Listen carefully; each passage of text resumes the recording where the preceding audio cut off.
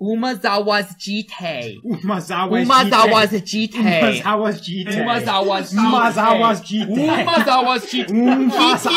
Kiki equips Umazawa's Jite. Kiki Mirror Breaker. Kiki Mirror Breaker equips Umazawa's Jite.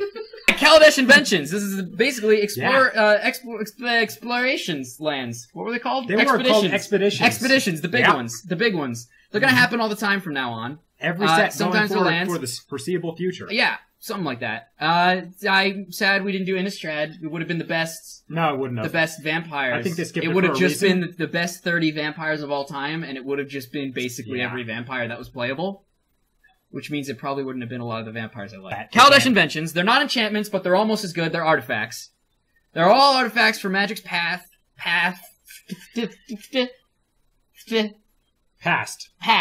Didn't you just do Seasons the Umazawa's past. Kaladesh Inventions. They're going to be in every set. Slightly less rare than a foil mythic. Basically, you know expeditions. You know what's going on. To start them off, we've got the cards from Kaladesh being included in the Inventions, the Gear Hulks. These are kind of like the Titans that you guys may remember from before. But temper, get it, temper, because artifacts, temper your steel? No. But then we get into the old cards, the classic where cards. The fun begins. The cards you never thought you'd see again, like Hangerback Walker. Yeah, man. Whoever thought you'd see Hangerback Walker reprinted? I cannot remember a time when that power level was acceptable in Standard. They would never print. They would never make that kind of a mistake again. Into Standard. These are the creatures. These are the creatures. Well, the creatures that aren't. The creatures that aren't Gear Hulks. Yeah. These are the creatures that aren't Gear Hulks. We have the classic Hangerback Walker.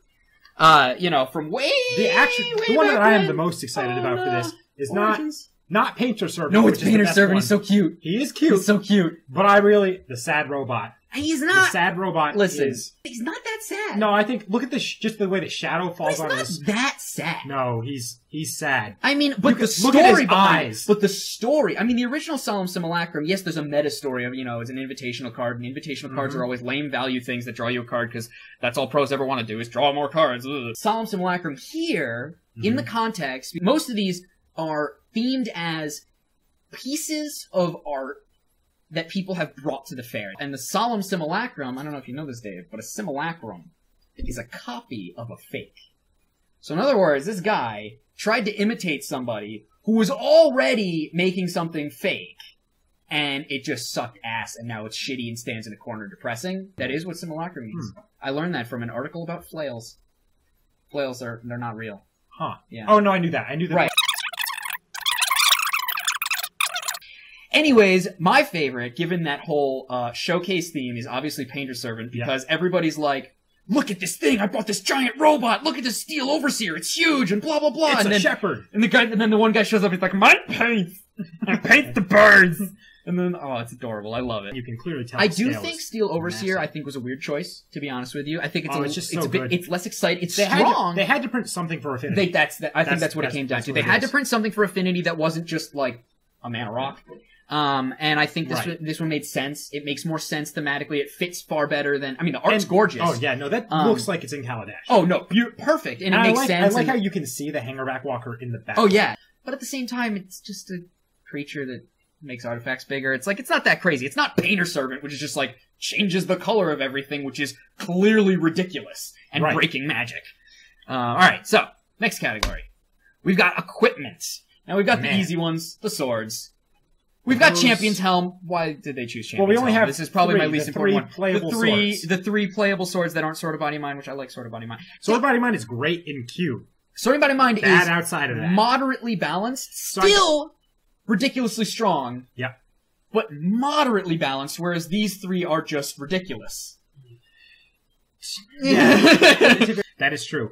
Actually, on this page, my favorite art out of all of them is the Sword of Light and Shadow. It just really stands out because everything on Kaladesh is this very heavily filigreed gold.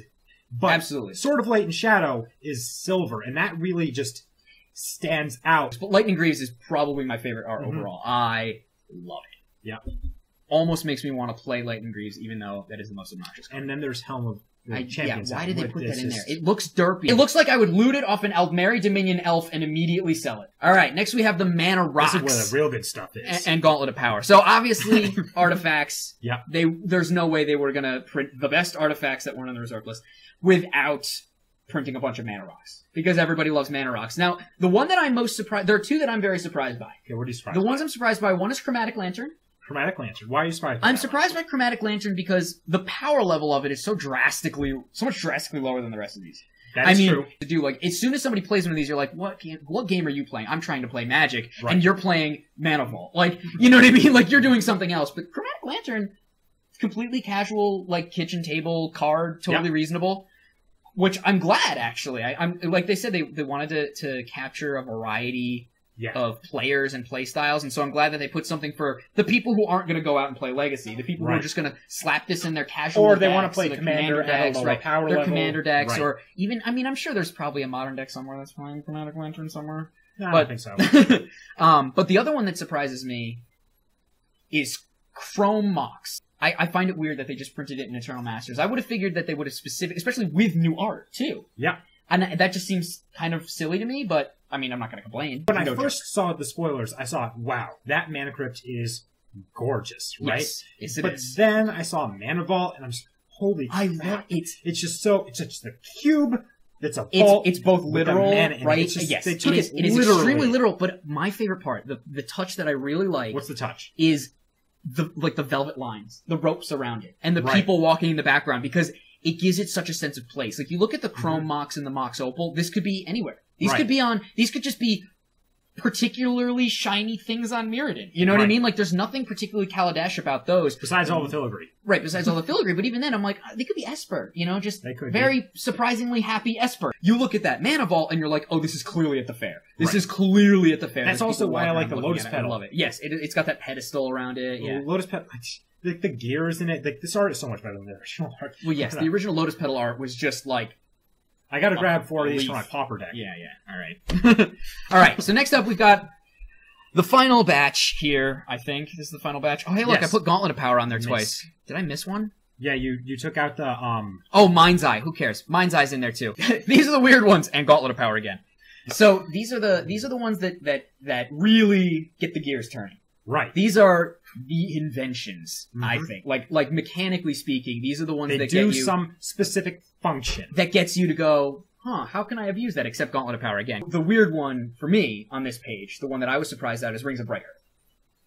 Yeah, that one's a little weird. Also one of the lamest arts. It's basically identical to the original. It's that they did put a proper noun. Right. Well, that's the weird part. I mean, but the thing is, I didn't know that was a proper noun until you pointed it out to me. So it's easy to forget that Bright Hearth was the tribe of shamans on Lorwyn. There were tribes on Lorwyn. Who knew? The Bright Hearth Banneret or whatever was a thing, probably. But the art is basically identical. It's just hot circles. Like, that's it. It looks the same, except this one is on a pedestal. Yeah. They're all, like, you can tell this one is at the fair, but it is the same picture. Right, and it's not that exciting. They didn't change much of it, and one of the things I like about all these is, for the most part, they changed them. They took them more literally, or they took them more metaphorically. They took them in a direction. You know what the best, like, reimagination of all these is?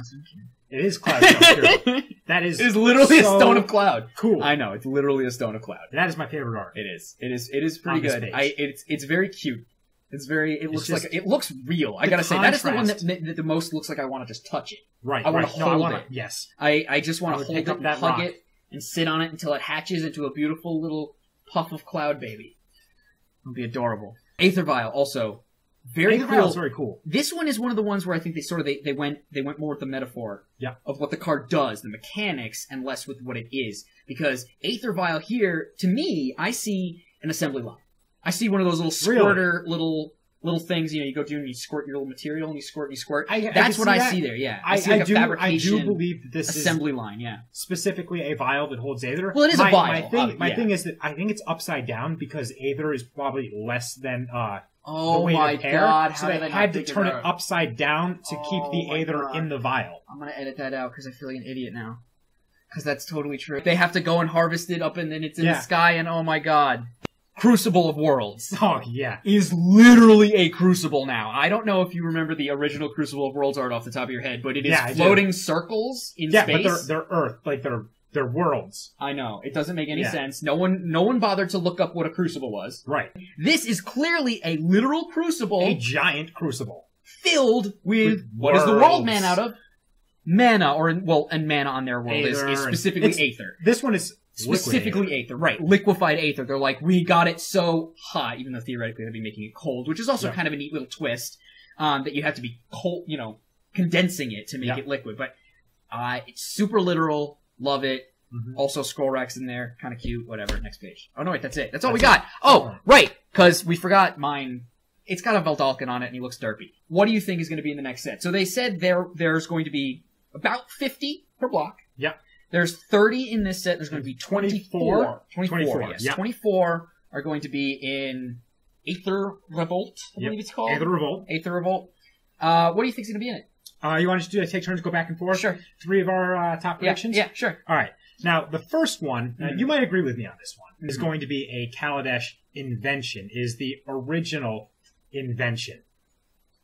Ornithopter. Yes, Ornithopter. I was going to say it. We were going to say it at the same time. Would have been real cute. No. But yes, no, Ornithopter. Definitely. Yes, for sure. That is 100% going to be easy, no-brainer. I am going to be very confused. It would be bizarre. The only reason I think it was not is if instead they pulled a fast one on us and they put a Thopter token in it. That's the only way I think they wouldn't print Ornithopter. They're not going to put a Thopter and they're going to print Ornithopter. I mean, Memnite's the one I originally go to. I feel like Memnite's probably seen more play. It's the one I think.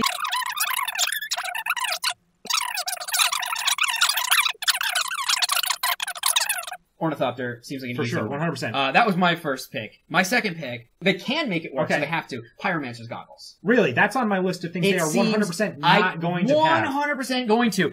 I disagree completely. How could they not? I'll explain it to you. Are you aware that pyromancy is illegal in Kaladesh? That... Chandra shows up. Yeah. Everybody's like, oh, damn. Because clearly there's some stuff going on with her dad and her mom. Yep. They're not so popular here. One of them's probably dead, and it's definitely her dad. It seems to be an implication that his goggles are her goggles. I don't know. I mean, look, they're identical. I mean, yeah. Identical. And if you look at everyone else's goggles on... inherited them. Right. If you look at other people's goggles on... Wasn't the one that was printed in Origins actually Jaya's goggles? Yes. I think there's a legit chance Jaya Ballard will be in the set. Interesting. Because of the fact that they printed Pyromancer's goggles, direct reference to Jaya Ballard, new players are going to go, what the hell is that? It makes perfect sense to bring her in and be like, oh, this is the original Chandra who indirectly taught Chandra her stuff. Like, that was a point they made in Origins, is that Carol Key, Abbott, group of people that study the way of Jaya to become baby Chandras. And baby Chandra went there and was like, you guys are pretty cool. And they were like, yeah, so is Jaya. True. So I think that they're. I had that on my definitely not list, right up there with the other two swords. There's no way they're going to print the other two swords. There's no way they're not going to print the swords. There would be riots in the street. There would be revolts. I don't think they're going to print the other two swords. They're just not good. Okay. Legacy weapon. Legacy weapon, which technically is legendary. It is legendary. It is technically specifically referring to the legacy weapon. Didn't that lead to the mending?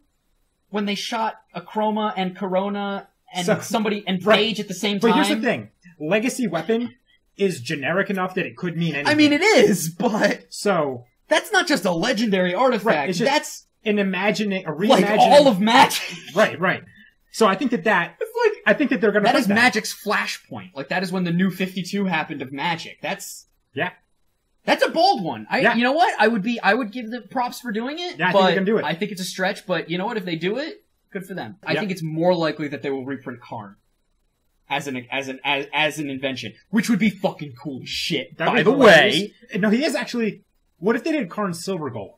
That's what I was thinking. It would be Karn Silver Golem. Right. Yeah. No, Karn I think would have been cool in the set. For those of you who don't know, like before Karn the Planeswalker, there was Karn the creature that turned other artifacts into creatures. That would be kind of interesting. He is an inventor. He is an inventor and is an invention himself. That's like Inventionception. Right. He's the ultimate invention, and he's also so powerful an inventor, he made his own plane. Like, he is...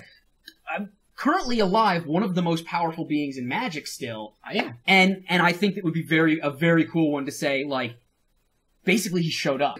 Like the thing when they printed Urza, you know what I mean? And it was like not really Urza, Blind Seer, and it was just like a random guy. Like, it would be very cool if it was just like a statue and it was like Karn Silver Golem.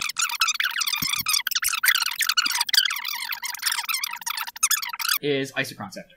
Isochron Scepter. Isochron Scepter. Yep. You say Isochron Scepter, and somebody's gonna go, oh, god damn it, Mana Leak. And like, you know what I mean? Like, right. somebody's sitting there going, oh, Fire Orange Knight. chant. Why is this happening? You know what my last one is? This one's a stretch. But okay. I think that it will be there, but it's a stretch because of the proper noun sort of thing. Okay. Candelabra of Tawnos. See, I was thinking that too. Here's I was thinking thing. it, but it's not on the reserve list. It's not. This big, You'd think it was. impactful artifact from Magic's past, and they're extraordinarily expensive. Like, they really need to increase the access to that card. They could just say, oh, there's some random jerkwad whose name is Tawnos, which would be kind of lame, but like... If it was an old character, chances were they were incidentally a Planeswalker anyways. Right. So that's what I'm thinking. I think that they could do that. They could do it. It's a stretch, a little bit of a stretch, but I'm willing to put my neck out there and say that they're going to put that. That'll be our recap / preview of things to come. What are you doing? Stop it, Yohan. Seriously. Anyways, we'll end the video. Yohan's over there. He wants GT because he's an idiot. All right. So now that you heard these folks, here's the ones that are actually going to get reprinted. Okay, we're ready for this, Yohan. Top 3 for get reprinted. Number 1. Top. Mindslaver. Fun card. Gets played. Why does it have to be right? Second one. Grindstone or Millstone? Why? Grindstone it's like he took the rest of my list. It combines with Painter Servant, and so now you got 2 pieces of effectively combo that just wins you the game. And the third choice, you're gonna love it. Don't say it. It's don't great. say it. Don't say it. Darksteel Colossus. So this one's a little bit off on the edge. Okay. It's not as appreciated as Blightsteel Colossus, but it's still really cool card to play. With Trample and Indestructible, just pretty tough beater. Those are the top 3 for me. Nice, thank you, Yohan. I like 2 of those. No, those are actually really good. I like all 3 of them. And the thing about the Darksteel Colossus is that it really fits in. One last choice that we could run. Clue token. Now you know everything that will be in every Kaladesh pack. Oh yes, 100%. If you open a pack and it doesn't have a golden clue token in it, you can blame Dave. Because he's the one who told you it would be in there. Until next time, I'm Brandon Samina? Probably better. That was it. Yes, probably better.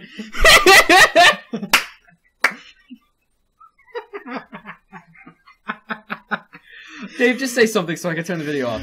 Oh, goodbye.